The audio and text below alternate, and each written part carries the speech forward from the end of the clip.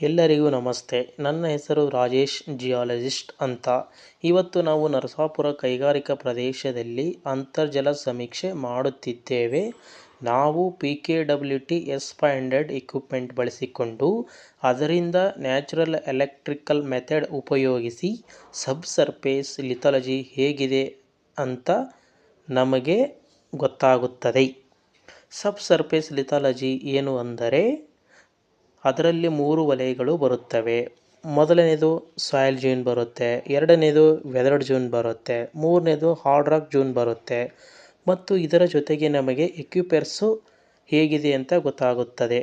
ಅದರ ಜೊತೆಗೆ porosity and ಪರ್ಮಿಬಿಲಿಟಿ ಹೇಗಿದೆ ಅಂತ ನಮಗೆ ಇದರ ಮುಖಾಂತರ ತಿಳಿತದೆ. ಇವುಗಳನ್ನೆಲ್ಲ ತಿಳಿದುಕೊಂಡು ನಾವು ಹೊಸ ಬೋರ್ವೆಲ್ ಪಾಯಿಂಟನ್ನು ನೀಡುತ್ತೇವೆ. ಹೊಸ ಬೋರ್ವೆಲ್ ಪಾಯಿಂಟ್ಗಾಗಿ ರಾಜೇಶ್ ಜಿಯಾಲಜಿಸ್ಟ್ ಅವರನ್ನು ಸಂಪರ್ಕ